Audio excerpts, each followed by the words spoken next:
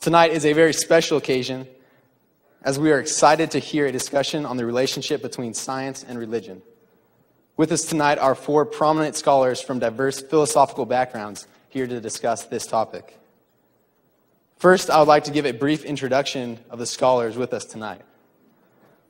We have the pleasure of hearing again from Dr. Alvin Plantinga. Many of us here had the pleasure of hearing from Dr. Plantinga's discussion last night on atheism versus evolution. Dr. Plantinga received his MA in philosophy from the University of Michigan and his PhD in philosophy from Yale University. Dr. Plantinga's wide-ranging philosophical interests and important contributions figure perhaps most prominently in metaphysics and epistemology, specifically as related to philosophy of religion. He is currently the John A. O'Brien Professor of Philosophy at the University of Notre Dame. We also have the privilege of hearing from Dr. Richard Gale. Dr. Gale received his MA and PhD in philosophy from New York University. Dr. Gale's main philosophical interests and chief contributions are in metaphysics, philosophy of religion, and pragmatism. He is presently the adjunct professor of philosophy at the University of Tennessee in Knoxville. Also, we are honored to have with us Dr. Quentin Smith.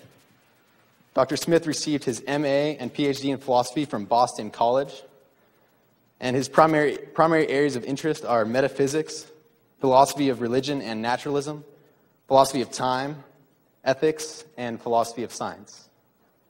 He's presently a professor of philosophy and University Distinguished Faculty Scholar at the University of Western Michigan. Finally, we are honored to have with us Dr. William Lane Craig.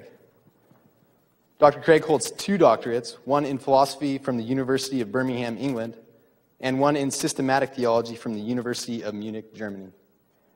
Dr. Craig's areas of particular interest and expertise include philosophy of religion, the historicity of Jesus Christ's resurrection, and the philosophy of time. He is currently research professor of philosophy at Talbot School of Theology. I would like also to introduce for tonight's moderator, Mr. Keith Abney.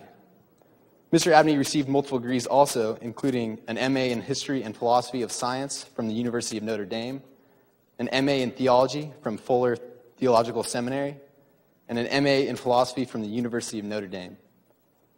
Here at Cal Poly, Mr. Abney teaches many classes, including Philosophy of Science, Philosophy Classics, and Ethics. So without further ado, I'd like to turn it over to Mr. Abney, who will further explain the format of tonight's event. Thank you.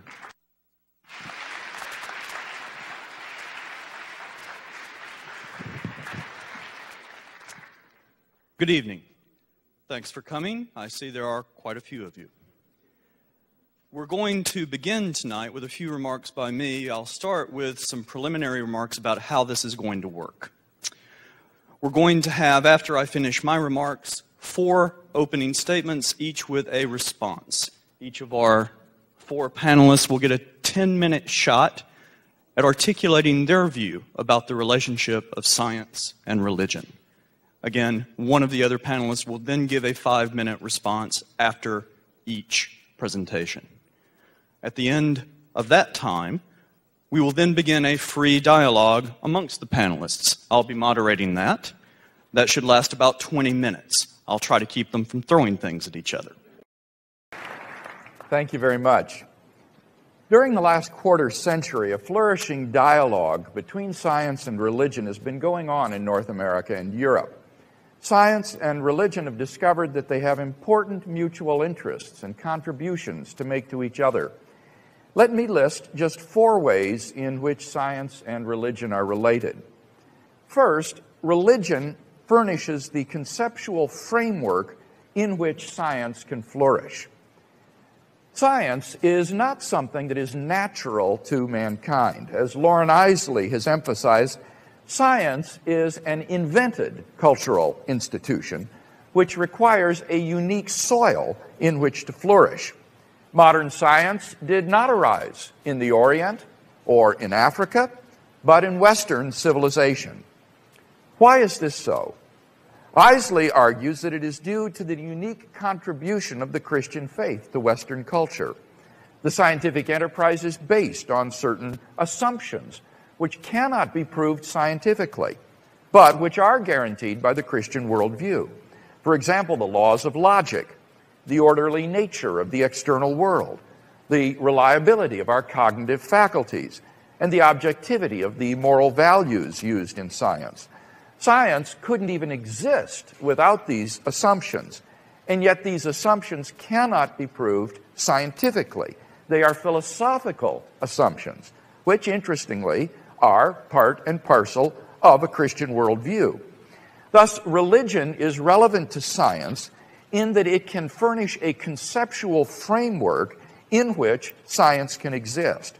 More than that, the Christian religion historically did furnish the conceptual framework in which modern science was born and nurtured. Secondly, science can both verify and falsify the claims of religion. When religions make claims about the natural world, they intersect the domain of science and are, in effect, making predictions which scientific investigation can either verify or falsify. Let me give some examples of each. First, examples of falsifications. Some examples are obvious. The views of ancient Greek and Indian religions that the heavens or the world rested upon the shoulders of Atlas or on the back of a great turtle were easily falsified. But more subtle examples are available too. One of the most notorious was the medieval church's condemnation of Galileo for holding that the earth moves around the sun rather than vice versa. On their basis of misinterpretation of certain biblical passages, medieval theologians denied that the earth moved.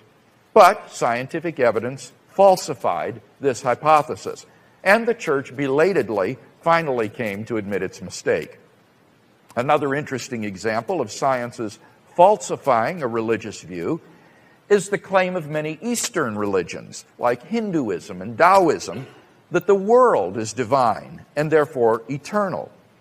The discovery during the 20th century of the expansion of the universe reveals that far from being eternal, all matter and energy, even physical space and time themselves, came into existence at a finite point before which nothing existed. As Stephen Hawking says in his book, The Nature of Space and Time, almost everyone now believes that the universe and time itself had a beginning at the Big Bang. But if the universe came into being at the Big Bang, then it is temporally finite and contingent in its existence, and therefore neither eternal nor divine, as pantheistic religions had claimed. On the other hand, science can also verify religious claims. For example, one of the principal doctrines of the Judeo-Christian faith is that God created the universe out of nothing a finite time ago. The Bible begins with the words, "In the beginning, God created the heavens and the earth." The Bible thus teaches that the universe had a beginning. This teaching was repudiated both by ancient Greek philosophy and by modern atheism. Then in 1929, with the discovery of the expansion of the universe, this doctrine was dramatically verified.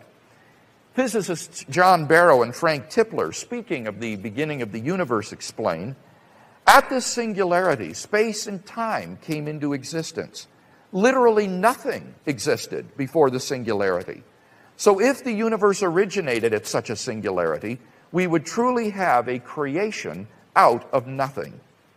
Against all expectation, science thus verified this religious prediction.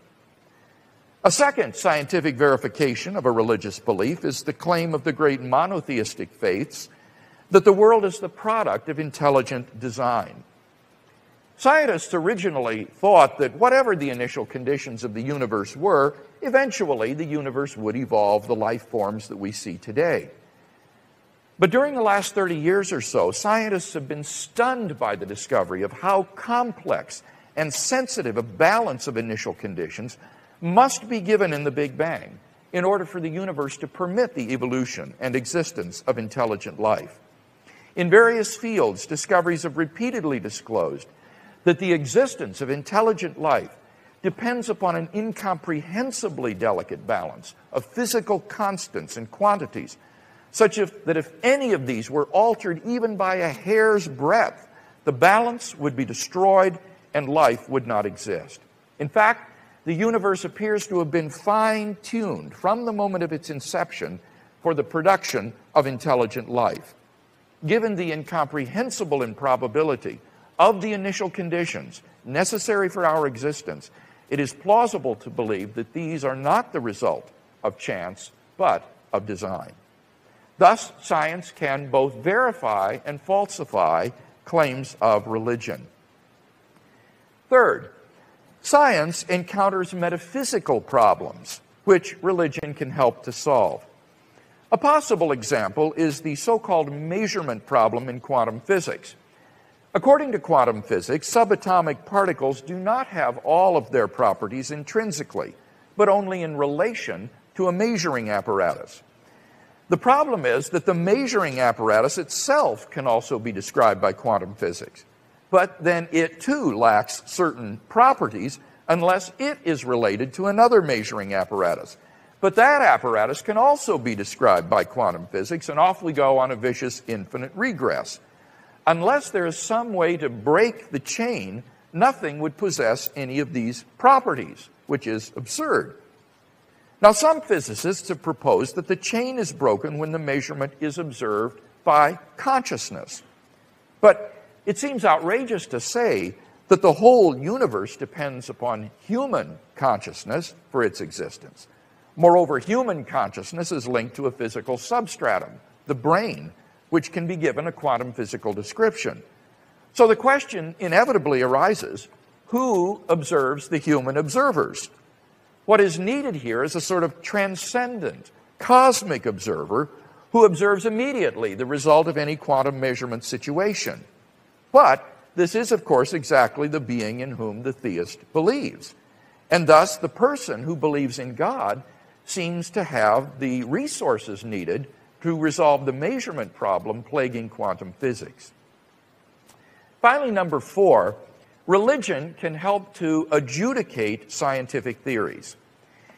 In cases in which two scientific theories are empirically equivalent, metaphysical concerns, including religious concerns, come into play. An excellent example is the special theory of relativity. There are two ways to interpret the mathematics of special relativity. On Einstein's interpretation, there is no absolute now in the world. Rather, what is now is relative to different observers in motion.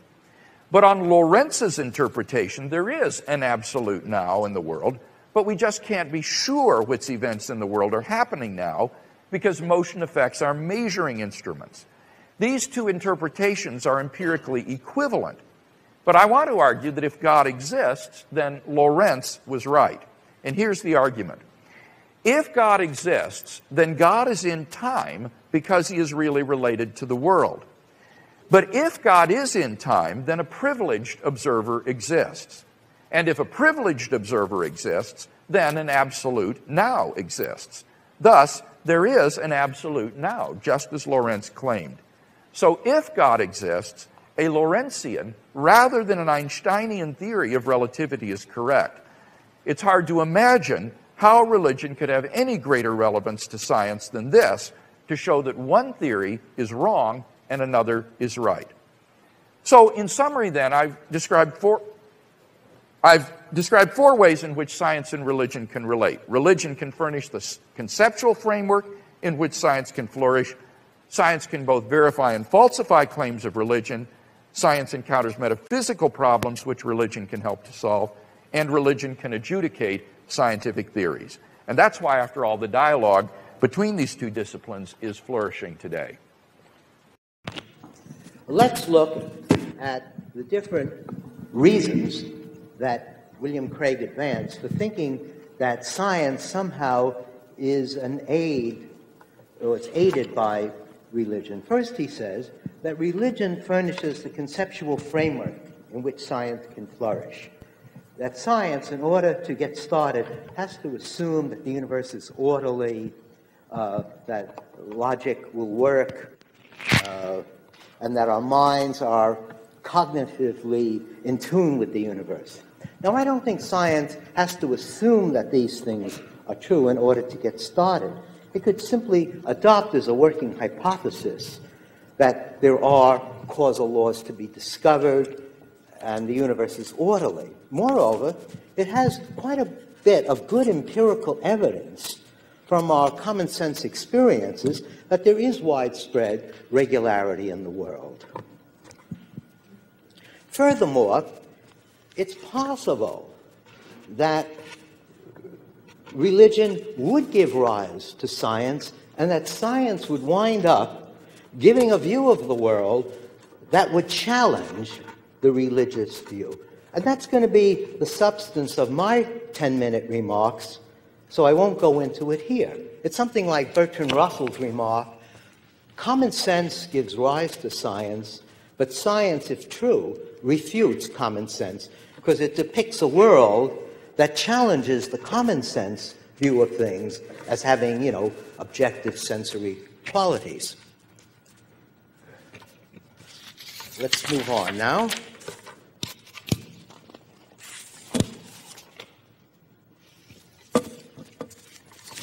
I think it's completely gratuitous for Craig to say that the Big Bang Theory shows that there's a creation ex nihilo. All it shows is that there's some point in the past beyond which we cannot extrapolate. So it's unknowable to us. But there's nothing in the expanding universe theory that would support a doctrine of creation ex nihilo. That's simply something that has been added on to a scientific theory. I won't comment on the measurement problem in quantum mechanics because I don't have sufficient technical knowledge. I'll leave it to you, Quentin, to do it. I'm not up to the task. So, whereof one is ignorant, thereof one should be silent. Now, the claim is that religion can help to adjudicate rival claims in science, like the opposition between a Lorentzian and Einsteinian version of relativity theory. I don't think any scientist would think that appeal to a temporal God who endures in time in any way would help to solve the issue in favor of the Lorentzian view. The reason is it's not in principle determinable by empirical means what this objective now is. And science wants to not allow its ontology, what it takes to be real, to outstrip what in principle is verifiable.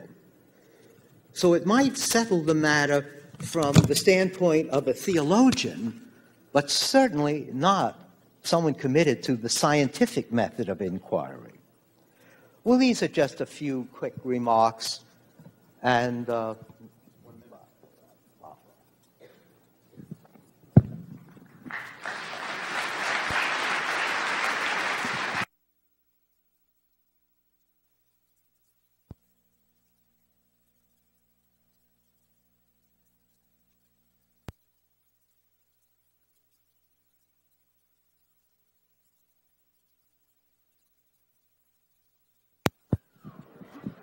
Quentin Smith is next.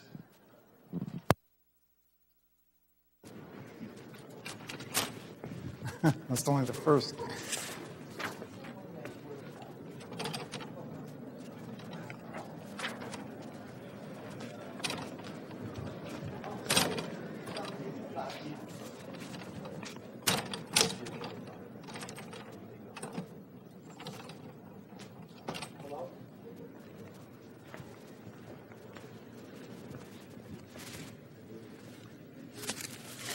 Think quickly about the fine-tuning argument about the four natural constants. We know human life, complex forms, has evolved. And to do so, you needed just the right fine-tuning of the universe. And supposedly that requires an intelligent designer. But isn't that rather conceited on our part, to think there's something so wonderful about us, that would be the purpose of creation? Whatever evolves is highly improbable. It's like whoever wins the lottery, it was highly improbable they would win. And you could say, in order for this to evolve, this highly improbable state of affairs, you had to have this proper combination of the right instantial conditions and laws and so on. So I don't see why the fact that this human life, and it requires fine-tuning, should be any evidence for the existence of an intelligent designer. Can you hear me from right here? Okay. All the theists I know, they would say that if they had to make a choice between saying that all of science is false or theism is false, they would say that theism is false. And what I want to argue today is that there is a contemporary scientific theory that is highly confirmed, and that, if true, entails that God does not exist, and therefore that atheism is true. Now, that theory is Einstein's general theory of relativity as applied to the universe in Big Bang cosmology. Now, in this universe, I've drawn here the first 3 minutes of the universe. This is the first minute. This may be called the Big Bang. This is the first minute, the second minute, and third minute. And as you can see, the first minute causes the second minute. It sufficiently causes it. And the second minute sufficiently causes the third minute, and that the fourth minute. So what that means is that the universe, each state of the universe is sufficiently causally explained by prior states of the universe. And then if that's the case, then there's no room or place or possibility for there to be a supernatural being, such as God, to cause the universe, since the universe has already caused itself in the metaphorical sense that each part of the universe is caused by another part. And if that's true, there's nothing left for God to cause. And one might say that, well, if each part of the universe is caused by another part, then what about the whole of all the parts? Isn't that something that God could cause? And I think the answer to that would be no, because a whole is wholly identical with all the parts. And so all the parts entail the existence of the whole. Now, this is true whether the whole be a set or a mere logical sum or an aggregate or whatever type of whole you want to conceive. And so if there are two things that are logically equivalent, the whole of the universe and all the parts of the universe, and one is explained, then that means the other one is also explained. So if each part of the universe is causally explained by another part, and all the parts of the universe are logically equivalent to the whole that's wholly identical with all the parts, that implies the whole of the universe is caused. So therefore, God can't cause any of the parts, God can't cause the whole, so God can't cause anything. And on Einstein's theory, the universe is completely self-caused. Now, this is even true if the universe began 15 billion years ago in the Big Bang. Because what happened here, there was no first state of the universe that is uncaused by something natural or physical, and that would need God to cause it. Because if you take the first minute, okay, the third minute is divided into two halves. It's half a minute, half a minute, half a minute, half a minute. And this is half a minute, half a minute, half a minute, And this whole minute causes this whole minute. Now this is the first minute. Now here we have half the minute. Then I'm dividing up the other half of the minute into actually I shouldn't have 1/4 here. I should have 1/2 here. I should have 1/4. 1/4, 1/8, 1/16, 1/32, and so on.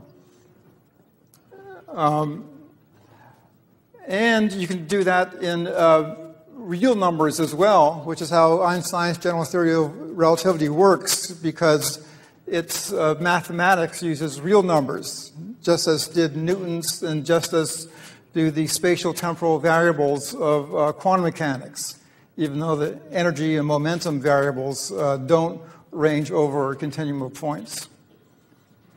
And so if we take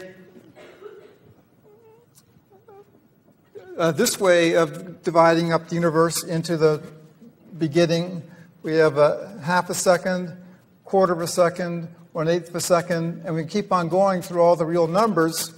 And what happens is we never reach a first state. And the reason why is that the first instant of the first minute is physically impossible according to Einstein's general theory of relativity.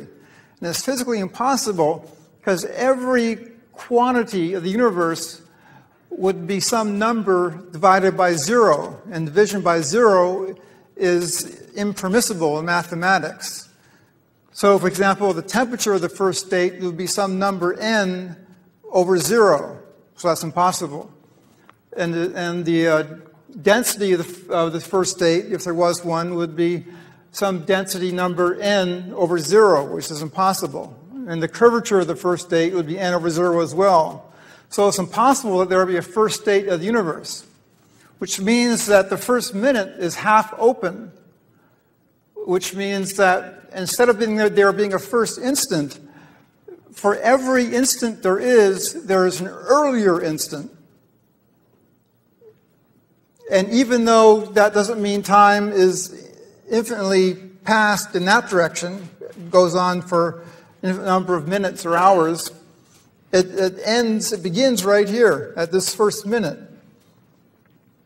And the sense in which each temporal instantaneous slice is caused is that as you continue to divide up these slices towards, or you want to number them by the real numbers, you're never going to get to a first instantaneous state or slice of the universe that would count as the first instant of the universe. So you would get, for every state, to be caused by some other state. Now that follows from the mathematics of real numbers, and that's used in Einstein's general theory of relativity. And that implies that between any two real numbers, there is another real number. And so if we delete the first instant, then that means we're deleting a real number. And so what is there between that state with its real number that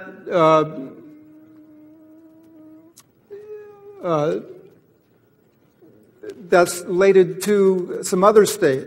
Well, there can't be a second state, because we delete the first state. If there were a second state, then that would be the first state. Because for real numbers, after every state, there is another state. So for any state we point to, there's going to be another state in between it. So if we delete this first state of the universe and want to say that this is the second state, so this is now the second state and can be caused by God, that would be false, because between any two instantaneous states, there would be another state. And this state would cause that state.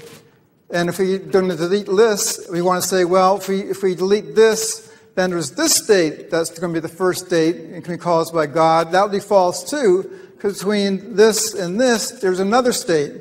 You keep dividing up by halves infinitely, and you never ever get to a first state because you've already deleted the first state from the first minute. It's like, in terms of hours, like taking 12 noon to 1 o'clock. It's like deleting the instant 12 noon. Well, there's no instant that comes immediately after 12 noon. Any instant you point to, there's going to be other instants prior to it. And the same with the beginning of the universe.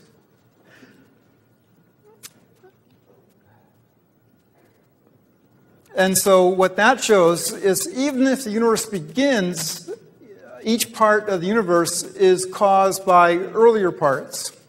So it doesn't matter if the universe is infinitely old or not. Even if the universe begins, there's no place for God to create the first state because there is no first state.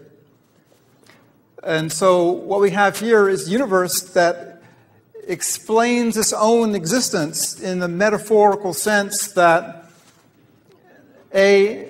each part of the universe is caused by an earlier part, and B, all the parts of the universe are logically equivalent to the whole of the universe. And if all the parts are causally explained, then it logically follows that the whole is explained, because the whole would then be a logical entailment of all the parts. So there's nothing whatsoever left for God to explain. No parts, no whole. And since this is the currently accepted theory, Big Bang cosmology, which is a solution to Einstein's equation, general theory of relativity, then it follows that the universe is completely naturally caused by its parts, and there's absolutely no room for God to cause anything, and therefore God does not exist. Let me say, before I look at Quentin's argument specifically, two things about it. First, I don't think it's an argument against the existence of God, per se. It's an argument against creation. It's an argument against creation out of nothing, but it's not an argument against God's existence as such. And secondly, it's not really an argument based on the incompatibility of theism with the truth of science, but it's an argument based on the supposed incompatibility of theism with scientific realism about certain theories, particularly scientific realism about the general theory of relativity. Well, I don't think the theists need be committed at all to scientific realism about certain space-time theories. After all, the general theory is incompatible with quantum theory as well, not only with theism, if Quentin is right. So that one needn't be a realist about these theories in order to regard them as correct and accurate and making correct predictions. So the argument is really that creation is incompatible with scientific realism.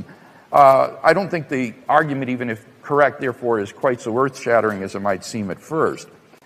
But is the argument correct? Well, the argument is that for every instant of time, there is always a prior instant, even if time is finite, and therefore there can be no cause of the universe.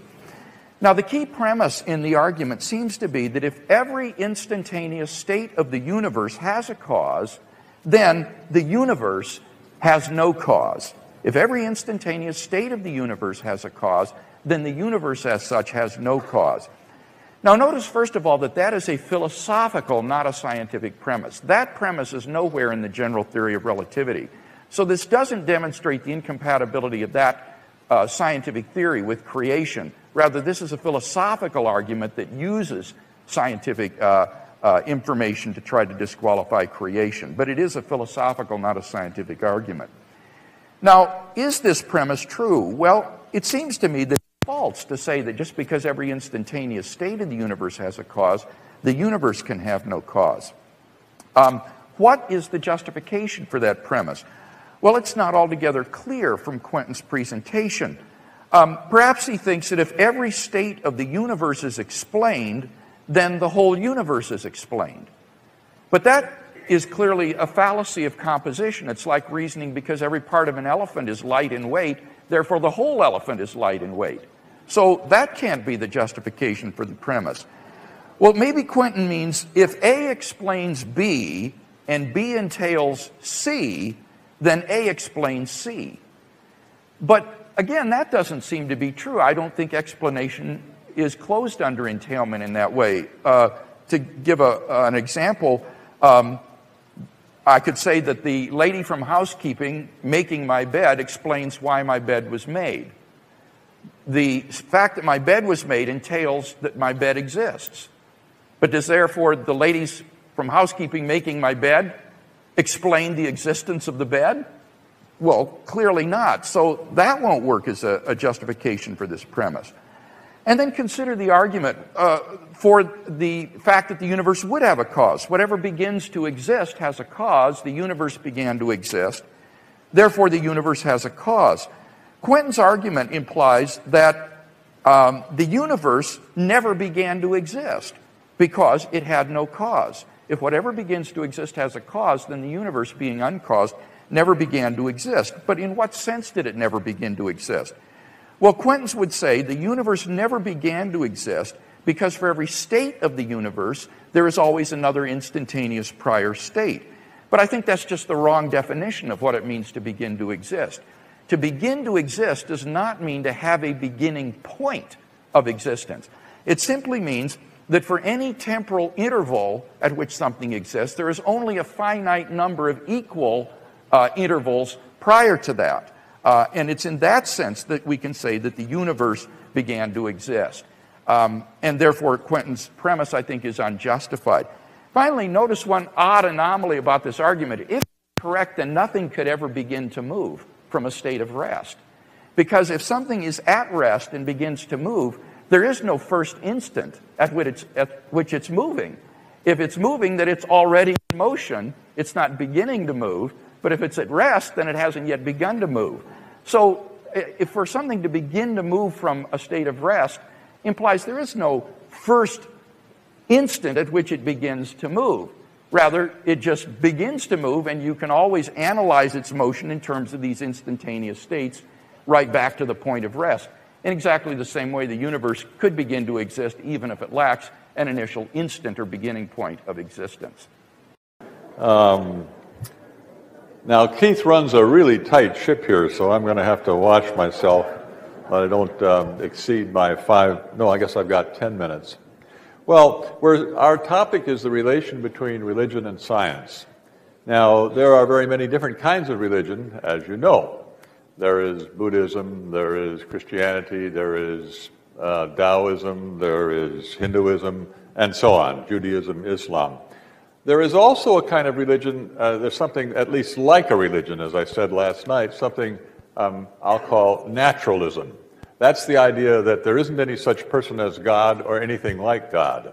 And I say naturalism, while maybe we can't say explicitly that it's religion, that might be stretching the term a bit, but I don't care to argue about these words. Naturalism, at any rate, performs many of the functions of a religion. I want to argue two theses in my 10 minutes.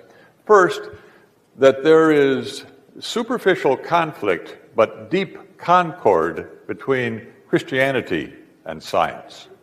And I want to argue, second, that there is superficial concord but deep conflict between naturalism and science. So I say there is a religion-science conflict. It's between naturalism and science, not between Christianity and science. So first of all, the superficial conflict between Christianity and science. Let's take Christianity to be defined by the great creeds of the church, the Apostles' Creed, the Nicene Creed, the Athanasian Creed, the Heidelberg Catechism, the Belgic Confession, the Westminster Confession, add in some more if you want, and take what's common to them all, call that Christianity. Then clearly there's no conflict between Christianity and, say, physics. At least I don't see any. Clearly there's no conflict between Christianity and chemistry. You might say, well, maybe there's a conflict between Christianity and biology.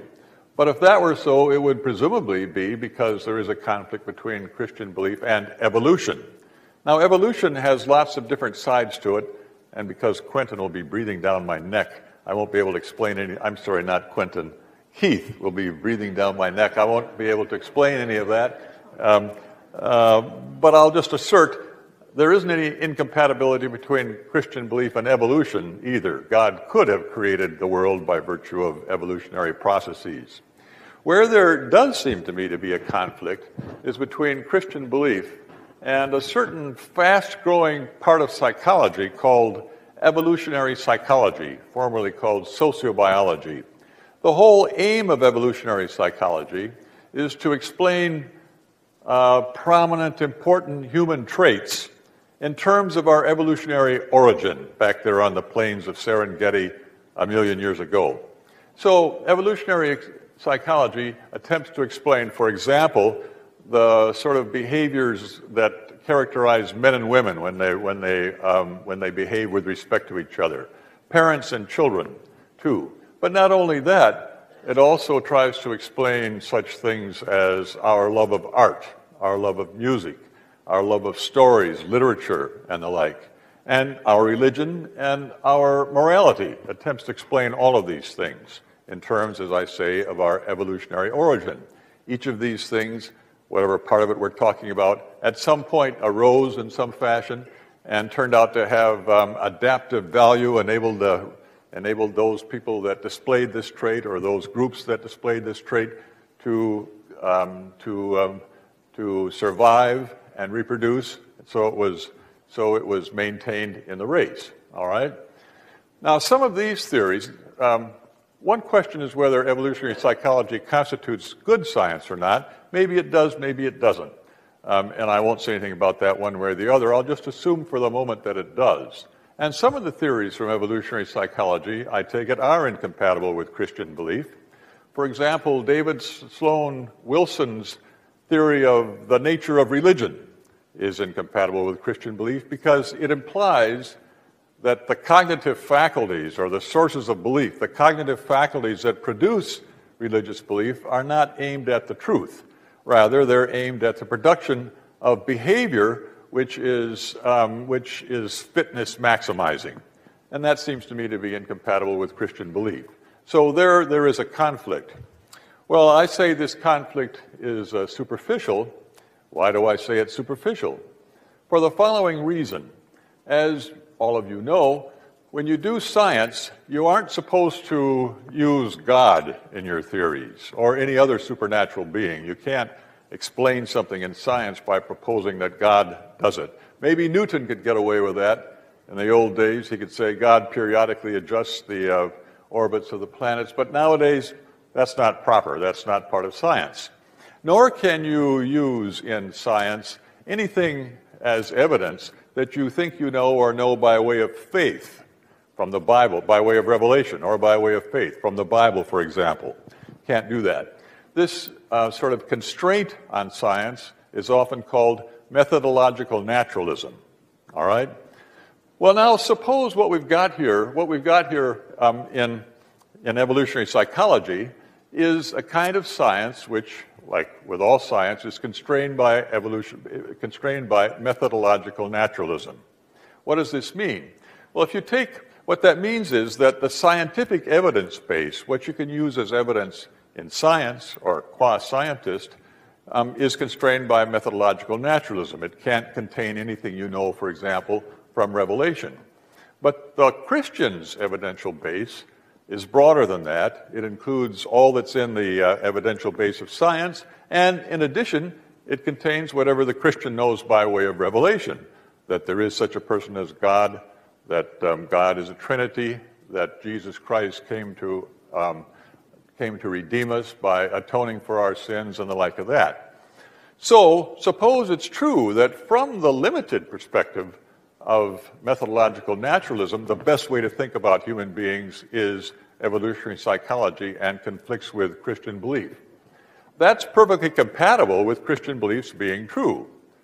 If you start from only part of the totality of what you know, you may very well come up with some beliefs, some propositions might very well be probable with respect to that are in conflict with other things you know. So the Christian should say here, right, from the point of view of that limited scientific evidence base constrained by methodological naturalism, these evolutionary psychological theories are correct. That's right, but it doesn't follow, of course, that they are correct with respect to my entire evidential base, and I say they aren't. Okay, that's the conflict and the superficial conflict, as I say, between Christianity and science. What about what I said was the deep concord Well, I'm running out of time, so I can't tell you. I'll just refer you to Bill Craig.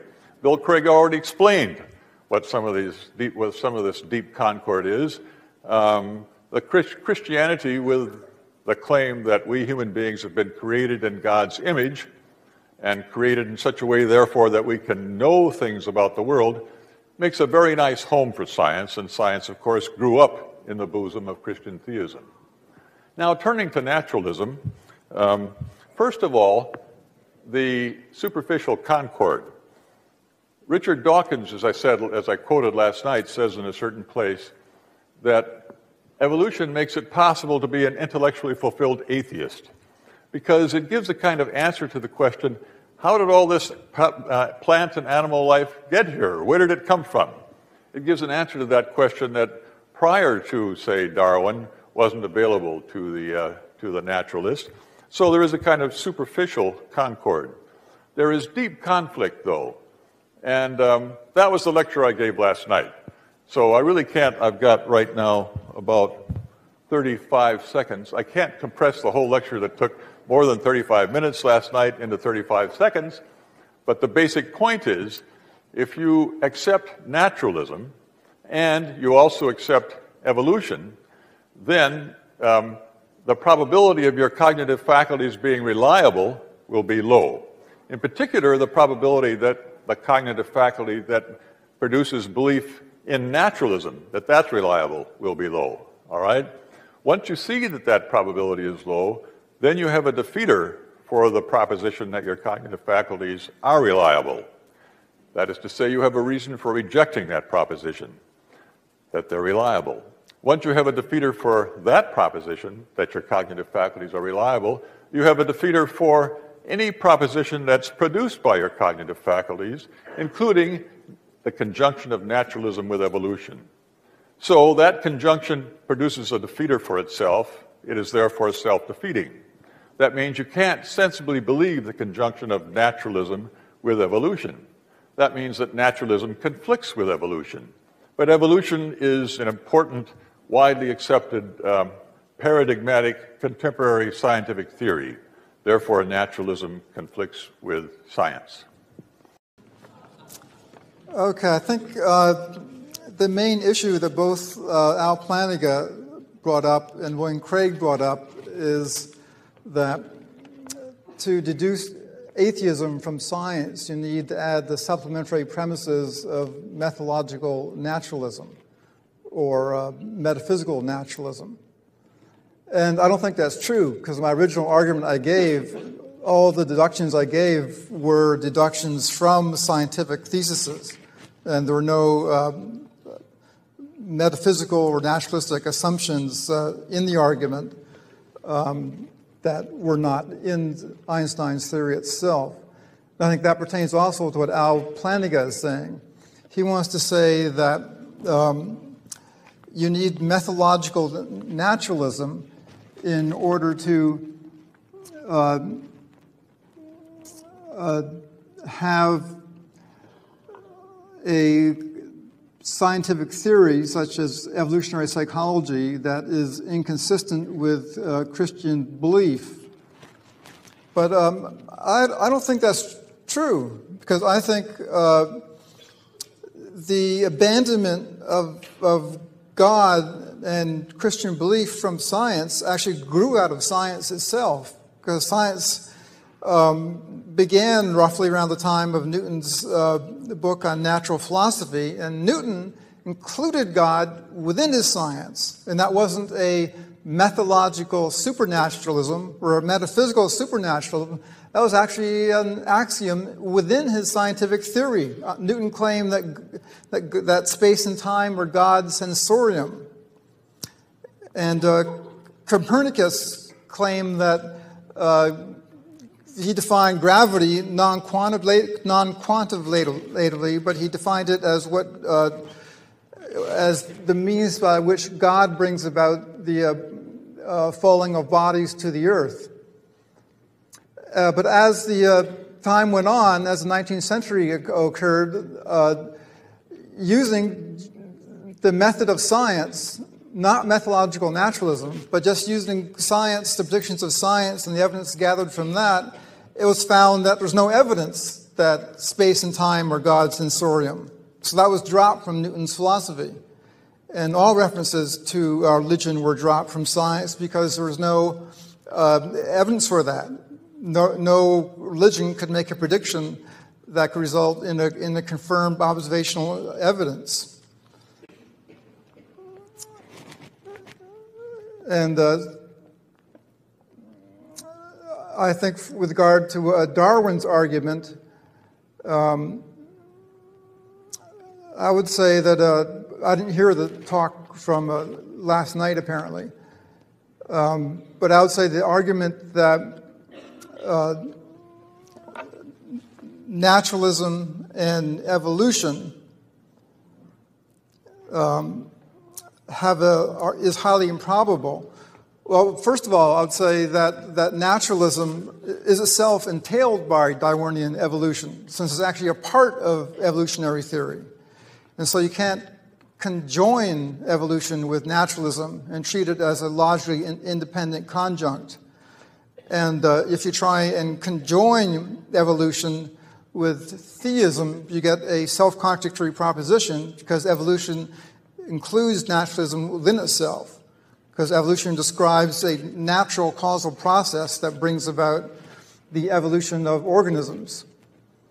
And it brings about warranted belief in humans, because the purpose of life, according to Darwin, is to survive and reproduce, and you only can survive if you can make your way about the world. You can only make your way about the world if you have true and warranted beliefs about what the world is and where you can find food and things like that. And so it's natural evolution itself that explains why you have warranted beliefs. And as for evolutionary psychology, that is not an established science. That's still regarded as a speculative science that is not fully academically respectable. One reason is that its conclusions all just happen to support the political right-wing beliefs. And for a science to be true, serious science, its conclusions have to impress themselves upon anybody, regardless of their political beliefs. But I think a more serious science today is genetic psychology, which establishes the genetic inheritance of certain personality traits, in particular such as religion and atheism. They've done studies published in September issue of Science, 1997, showing that atheistic temperament and religious temperament are genetically inherited traits. And they showed that by taking identical twins, bringing some up with atheistic parents and some with religious parents.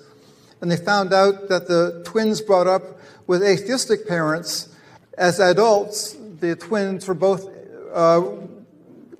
they brought the twins up with atheistic parents, one twin with atheistic parents, one twin with religious parents, but both of the twins ended up as adults being atheists. Okay, we need to wrap it up. Okay, one more sentence. And then they took another set of twins, and they brought them up with atheistic parents and, again, with religious parents. And both these twins, when they grew up to be adults, had a religious temperament. They believed in God. So that would tend to show that whether you're an atheist or a theist is a matter of the genes that you inherit from your parents. Is science opposed to theistic religion? A theistic religion being one that conceives of God as an absolutely perfect being who is personally involved with his creation.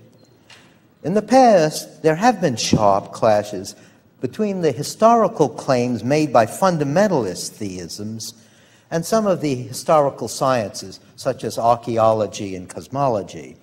But sophisticated contemporary versions of theism have succeeded in neutralizing these conflicts by sharply separating the sorts of facts that science, in principle, is capable of explaining and those that are fair game for theism. There are, however, other ways in which science can oppose religion than by negating some of its creedal doctrines. It could put a strain on, create a liability for theism without being logically incompatible with it. It will be argued that it does this by giving some support to a metaphysical system that is at odds with that of theism. It must be emphasized that this oppositional relation is an indirect one. It does not hold between science per se and religion, but instead between religion on the one hand and a metaphysical theory that is rendered somewhat plausible by science on the other. Science, according to this scheme, need not render theism improbable, less likely to be true than not. Rather, it lowers the prior probability that theism is true, in which the prior probability of theism is the probability that it has relative to our background knowledge minus science. First, the metaphysics of theism will be sketched, and then the opposing metaphysics that science renders somewhat plausible. According to theism, God's purpose in creating the world was to have it populated by creatures like us, who can, through their own free endeavoring, come to know of his existence, adore, worship, and obey him, and eventually enter into a loving communal relation with him. This requires a metaphysics that depicts the world as a fit habitat to such creatures, one in which objective status is accorded to those sensory, emotional, aesthetic, and evaluative characteristics that give meaning and purpose to our lives. This is a humanistic or anthropomorphic metaphysics that projects the categories that apply to the world of human endeavoring onto reality at large. The world is designed so that it will serve as a proper moral proving ground for their free struggles to achieve sanctification and ultimately salvation. The world, therefore, becomes fraught with human meaning. Because human beings are made in God's image, they are essentially spiritual beings, as is their Creator. It is their immaterial souls that survive the medical demise of their physical, organic body. Their souls enjoy a libertarian type of freedom, similar to God's, that makes each of them a mini uncaused causer, an instigator of a causal chain without being determined by any earlier events to do so. This cozy, comforting metaphysics has been challenged ever since the rise of the new physics in the 16th century. The remarkable success of modern science has led many to question the three basic tenets of this theistic metaphysics. First, the objectivity of what has human significance. Second, immaterial souls. And third, their libertarian freedom of the will. The underlying tenet of their scientistic metaphysics is that science tells us of what is that it is, and of what is not that it is not. Since each of these three tenets of theistic metaphysics finds no place in the scientific take on the world, they are false. Let us consider how this is supposed to happen for each of these three tenets. First, the bifurcationism issue. The new physics was supposed to have shown that only the so-called primary qualities, those that are needed for the formulation of scientific laws and theories, have objective reality. All the rest, such as the sensory, emotional, evaluative, and aesthetic qualities, are relegated to the dung heap of the subjective, being nothing but ways in which organisms like us are consciously appeared to. Our common sense view of the world is radically mistaken. A troubling bifurcation between man and nature is thereby created. And much of philosophy since the 16th century, even when not theistic in intent, is an attempt to heal this breach. Surprisingly, some of the leading proponents of a scientifically based bifurcationism were themselves believing theists, most notably Descartes. Descartes was worried by the false beliefs that were based on the manifest common sense view of nature, since false belief is taken to be a species of evil. He developed a free will theodicy for false beliefs that had the buck of blame stop with creatures for not properly exercising their free will so as to acquire true beliefs. In other words, ordinary persons are remiss for not having tried hard enough to master contemporary physics. But this free will theodicy leaves untouched the far more serious problem of why a personal God would want to create a world that was denuded of everything that gave it human meaning. Why in God's name would he want to create a world like that? Second, physicalism. The spirit, if not the letter, of modern science looks askance at the ontological dualism between mind and matter. Given the dramatic success that science has had in explaining a wide range of phenomena in terms of the laws and theories of natural science, it is reasonable to inductively infer that the universe is a closed physical system in which all events are so explainable. Furthermore, the triumphant progress of neurophysiology in explaining human behavior in terms of physical processes going on within the organism, as well as its natural environment, make it not unreasonable to inductively infer that all human behavior is so explainable. The sort of mind-body causal interactionism required by theism not only violates conservation laws, such as that of angular momentum, it is objectionable on intuitive grounds, for mental and physical events are not, on purely conceptual grounds, properly suited to have causal relations with each other. If a mental event, for example, were to cause a physical one, the time-honored intuition that there must be as much reality in the cause as in the effect would be violated. The same problem arises for the theistic doctrine of God's timelessly bringing about worldly effects in time. Third, determinism. The successes of the natural sciences make it dubious that we possess the sort of contra-causal freedom of the will that is required by theism's libertarianism. Without such freedom, theism is immobilized in dealing with the challenge posed by evil. For the only sort of defenses and theodicies that have any plausibility require libertarian-type free will.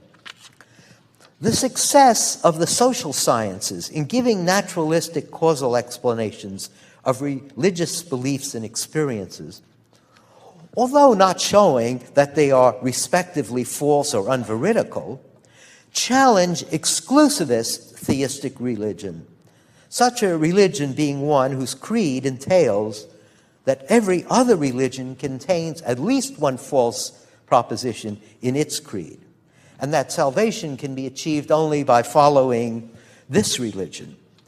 Given how culturally determined religious belief and experience are, it is implausible that any given exclusivist religion is true, which does not mean that no generic brand theism is true,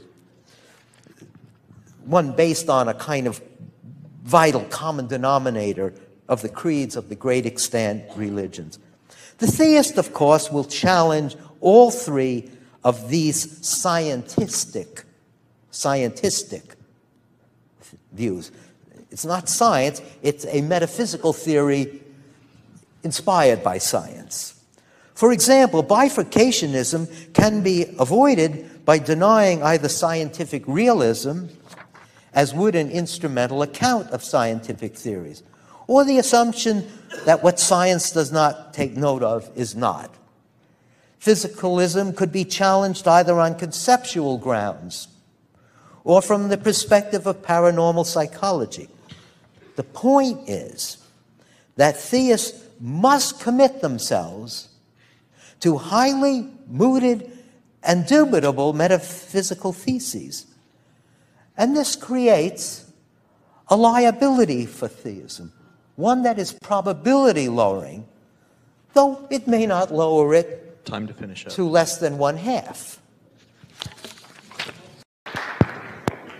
I think my friend Richard Gale's main point here is not that these things he proposes are in fact false, these implications of theism, but that they comprise a certain cost. So if you're a theist, if you're a Christian theist, you're sticking your neck out in a certain way. You know, you're saying something which in some sense could be false, so you're taking a certain risk. That's quite true. Also true for naturalism, or in fact for any philosophical proposition, or in fact for any proposition of any kind, except possibly, say, mathematical propositions where ones which are sort of totally and utterly obvious. Otherwise, if you say anything significant, you are sticking your neck out. The particular costs he proposes, though, here, don't seem to me to amount to much. For example, here's one cost. Here is one cost. The underlying tenet of this scientific metaphysics is that science tells us of what there is, that it is, and of what is not, that it is not. Since each of these three tenets of theistic metaphysics finds no place in the scientific take on the world, they are false. So the cost here, one cost is that the theist has to reject the idea that any proposition which doesn't find a place in the scientific take on the world is false. The theist has to reject that. That's quite right. But that view, that proposition is eminently rejectable anyway. In fact, I think that proposition is necessarily false, and the cost of rejecting a necessarily false proposition is pretty minimal. In fact, I'd say it's completely minimal. No cost at all to rejecting something that's necessarily false. Why do I think it's necessarily false? Well, it says if something doesn't find a place in the scientific take on the world, then it's false. Theism doesn't find a place in the scientific take on the world, so theism is false. Science doesn't say theism is true, so it's false. But similarly, atheism isn't part of science. Science doesn't say atheism is true, so atheism would have to be false too on this principle. Both theism and atheism would have to be false. And that's a contradiction. That would be to say that theism is true because atheism is false, but also false. Theism would have to be both true and false, and atheism would have to be both true and false if that principle were true. And that's a bit too much to put up with. A principle like that, I would say, is necessarily false, and so the cost of rejecting it is minimal. Next, there is bifurcationism, which is the thought that all the rest, that is, only the so-called primary qualities, those that are needed for the formulation of scientific laws and theories, only they have objective reality. All the rest, such as sensory, emotional, evaluative, and aesthetic qualities, are relegated to the dung heap of the subjective, being nothing but the ways in which organisms like us are consciously appeared to. That's another thing, then, that the theist has to reject. But again, it seems to me that's eminently rejectable. There's very little cost in rejecting the idea that only primary qualities have any reality, so that, for example, there isn't anything real about morality. I say there is something real about morality, and I think we all think so. I mean, I think that's the natural human thing to think. For example, I believe it's not right for me to lie about my colleagues in order to advance my career. And I suspect most of you would agree with me. That's not the right sort of thing to do. I don't think for a moment that science shows that it's not true that that's not right. Science doesn't speak on that topic at all, and quite properly so. So I don't see that there is any cost here coming from science in saying that there is more to the world than these primary qualities. Next, physicalism. Here the thought is, he says, the spirit, if not the letter, of modern science looks askance at the ontological dualism between mind and matter. So physicalism, so science, he says, rejects what I was arguing for this afternoon, namely psychophysical, rejects dualism. That is, the idea that human beings are not themselves material objects, but rather are souls, let's say, or minds or selves that have material bodies. Well, 2 points here. First, it isn't part of Christianity, it's not an implication of Christianity to say that human beings are immaterial objects. As I said this afternoon, there are Christian philosophers, my colleague Peter Van Inwagen being an example, whom I mentioned this afternoon, who are themselves materialists about human beings, think that human beings are in fact material objects. So it's not really a cost of Christianity. But second, if it were, it would be one that I, again, would be very happy to pay, because it seems to me the idea that human beings are just material objects, that's false, and I think demonstrably false. Because as I was arguing this afternoon, I think one can see that it's not the case that a merely material object could be about something or could think about something. So again, the cost here is minimal. In general, I would say the cost associated with naturalism is much higher than the cost associated with Christian theism. And so while I agree with Richard that there are some costs connected with being a theist, with being a Christian theist, you do stick your neck out in doing so, I would say the particular costs he proposes do not amount to much. At this time, for about the next 20 minutes, the panelists will have a discussion amongst ourselves. There are quite a number of topics we could discuss. Certainly, Professor Gale, would you like to begin? I'd like to examine Al's argument that given just naturalism and evolution, it's very improbable that our cognitive faculties are reliable. I think it's highly probable that they are, because they have worked successfully in helping us to survive and survive well. It's like tools. If you can use a hammer successfully on your physical environment, that tells you something about the nature of that physical environment. Furthermore, I think on Alvin Plantinga's Aquinas-Calvinist model, the Reformed epistemology model, it's highly improbable that our cognitive faculties are reliable.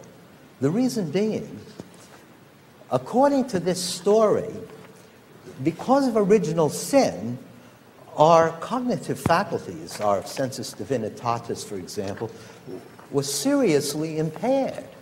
And that's why there's so much false belief and why so many people fail to know of God's existence. And it takes a special supernatural intervention by the Holy Spirit to repair this damage. So given that story, I think it's highly improbable that our cognitive faculties are functioning properly and therefore are reliable. So I'm sort of turning your argument on its head. Well, that's not very nice of you, really, but but I would. Shall I reply to what Richard says? Well, there are two parts to what he says. The first part was that if, as a matter of fact, our cognitive faculties have enabled us to survive and reproduce, then probably they are reliable. Well, I talked about that at some length last night, but on the face of it, that's not at all obvious, because false beliefs can be perfectly adaptive. So, for example, if there is this tribe that thinks everything is a witch and can only form beliefs of the sort, that which has property P, that which is so-and-so, if they think that, all of their beliefs will be false. But if they ascribe the right properties to the right witches, so that they ascribe to lion witches the property of being fearsome and being such that you should run away when you see one, their body parts will be in the right place for survival. Those beliefs, though false, will be perfectly adaptive. For any true belief that's adaptive, I think you can also come up with a false belief that's adaptive. And this is to suppose something that's not given here at all, that as a matter of fact, on evolution and naturalism, N&E, together with materialism, which goes with those two, the content of a belief enters into the causal chain that leads to behavior. But I won't say any more about that. The other thing, he says, given the Christian story, it's unlikely that our cognitive faculties are reliable because of the damage, the noetic damage due to sin, the noetic consequences of sin, or the damage done to our cognitive faculties by sin. But Christians have always thought about this as concentrated with respect to knowledge of God, and perhaps also knowledge of one's own inner condition. So that it's not, no Christians have suggested that as a result of that, people don't know where they live, or how old they are, or how to get from one place to another, or how to walk, or anything like that. Not at all, just with respect to knowledge of God, and what God requires of us, and what God wants from us. So the thought would then be, Richard's thought would be that human cognitive faculties in general aren't reliable on that point, but that's no problem from the Christian perspective. The Christian perspective is that there is that sort of damage, but it is progressively done away with, progressively restored by virtue of sanctification, by virtue of the Christian life and walking in the Christian life as a result of conversion. There is a rebuttal to part of what Professor Plantinga has just said. A consilience argument would go like this. Supposing it is possible on an evolutionary account that our beliefs could be radically mistaken in part and still lead to adaptive behavior, still it seems unlikely that our beliefs could be radically mistaken across the board and still lead to adaptive behavior. So that by simply taking any one example, it doesn't make the larger point of the argument. Yeah, but Keith, I just gave you an example of a tribe, all of whose beliefs were false. Their beliefs are all systematically false because they all entailed that there are witches, and there aren't any. Those beliefs are nonetheless all adaptive. So you can have whole systems of belief that are adaptive but false. That changes the nature of the argument, though, as to whether or not evolution would likely produce systems of behavior based on entirely false beliefs. And yeah, I mean, that would be a new argument. I'm not saying it's an argument that couldn't be made, but it would be a new argument. Well, I thought it was the same one. It was the one I was proposing. But if it's new, so much the better. We might. I've got a question for, well, I've got several questions for Quentin, really. One thing Quentin says is something like this, that no religious statement, no proposition about God could be empirically verified.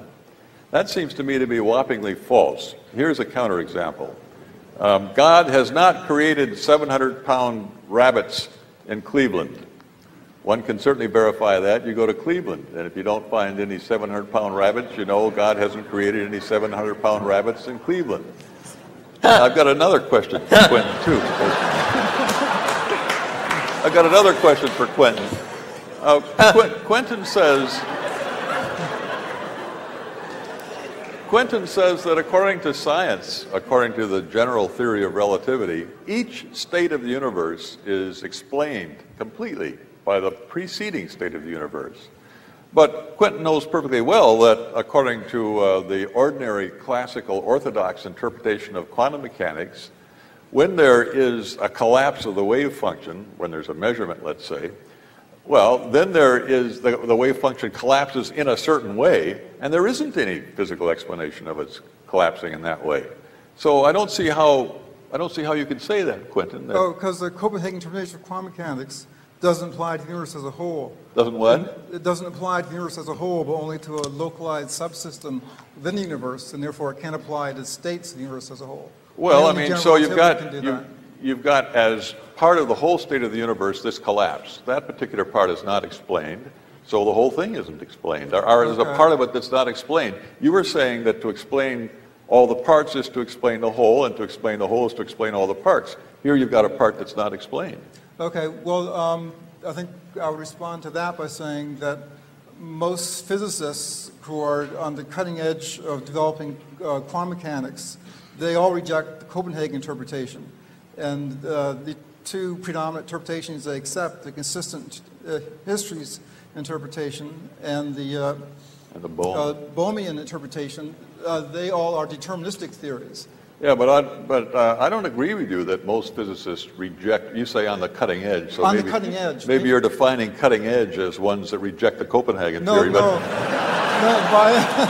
by cutting edge, I mean ones who publish articles in Physical Review D about how to help advance the interpretation of quantum mechanics. Well, and I said ones who aren't on the cutting edge merely teach quantum mechanics, but don't write anything about it. At this point, I exercise my prerogative.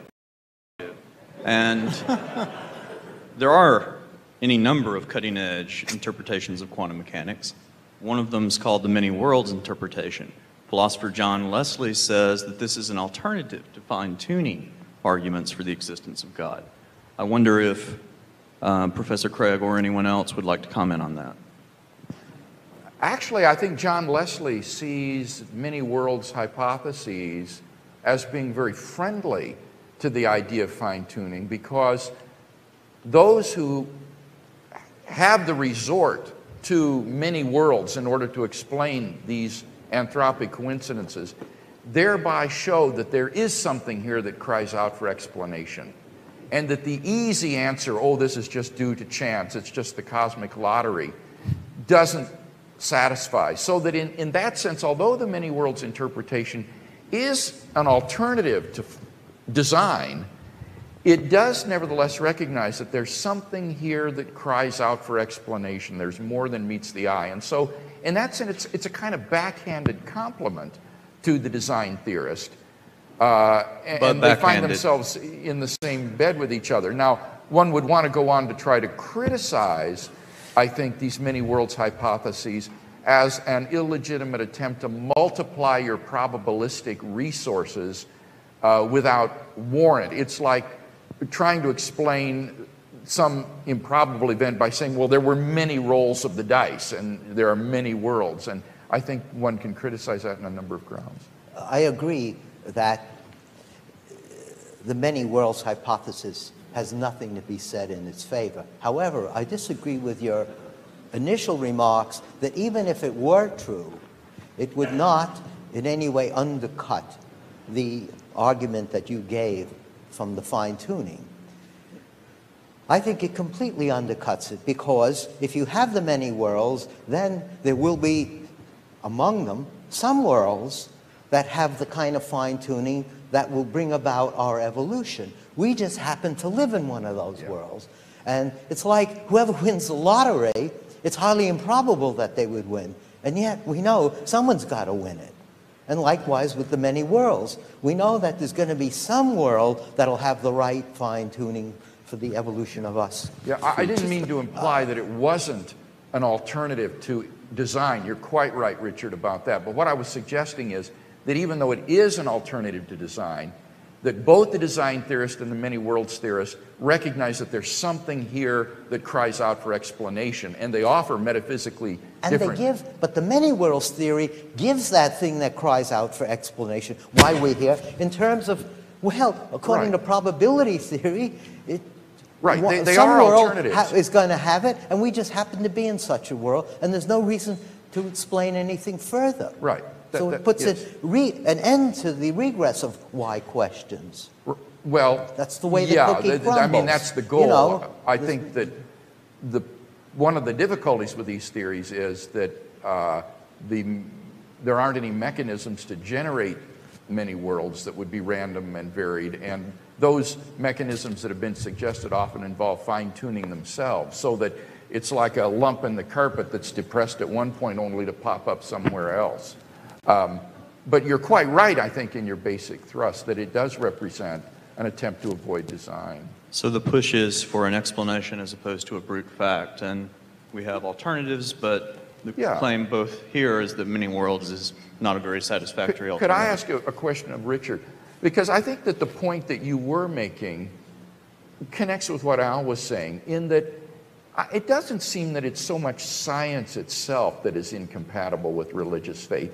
It's this scientistic metaphysic Right. that seems to have accompanied, maybe late 19th century science and then on into the 20th century. And it's really this sort of, it's more like a sort of sociology of science that maybe is inimical to religious belief rather than science itself.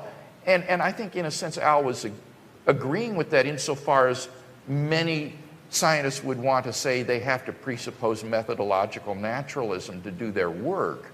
And it seems to me that there is a point to be made here on your side, that there is this sort of sociology of science that is unsympathetic to Christian faith. But I guess what I would want to call into question is that whole methodological naturalism and say that this is an unjustified scientism, it's based on philosophical assumptions we need to drop. Agreed. Okay. We're running out of time. Do you have a quick? Well, yeah, I'd like to comment on something Richard said a moment ago about the many worlds hypothesis. I don't think I entirely agree with that, which sometimes happens with me and Richard. But if you consider, say, our world, the likelihood that just by chance it would display this fine-tuning is much smaller than the likelihood that it would be so by design. That is, the proposition that it's fine-tuned in this way is much more likely on theism than it is on the chance hypothesis. Well, let's add lots of other worlds too. Let's say there are as many as you like. It's still true with respect to our world that the likelihood on its being designed of its being fine-tuned is much greater than the likelihood of its coming to be this way by chance. So I'm not sure that adding in all the other worlds really makes any difference. What it does make is this difference. You know that somewhere in that whole host of universes there will be some that are fine-tuned. Maybe you do know that, but it doesn't change anything with respect to our world. Quickly. You know, it's interesting about the many worlds hypothesis. Many theists would be very upset if David Lewis were right and there were an infinite number of concrete worlds just like ours. So every way that a world could be is a way some world actually is. And why? Maybe it's because we cease to be important. It's far worse than what Copernicus did in decentering man.